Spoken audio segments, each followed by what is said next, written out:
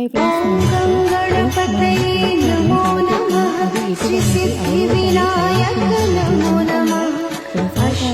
ప్రధానంగా మన విఘ్నేశ్వరికి మనం రోజు ప్రార్థిస్తుంటాం. అయితే సకల సంకటాలను తొలగించే గణపతి అనుగ్రహం కోసము సంకటనాశనం గణేశ స్తోత్రం భక్తి శ్రద్ధలతో విశ్వాసంతో పఠిస్తే అనుకున్న ఏ ఆటంకమైన గణేశుని ప్రార్థించుకుంటే తొలగిపోతుంది. అయితే శ్రీ గణేశ అనుగ్రహం తప్పకుండా కలుగుతుంది.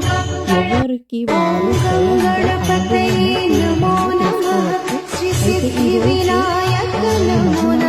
వల్ల సంకటగణ స్తోత్రాన్ని ఈరోజు తెలుసుకున్నాము. తప్పకుండా నేను మీ మీద చెప్తాను. అలాగే కూడా పెద్ద స్టోరీ దాన్ని కూడా నేను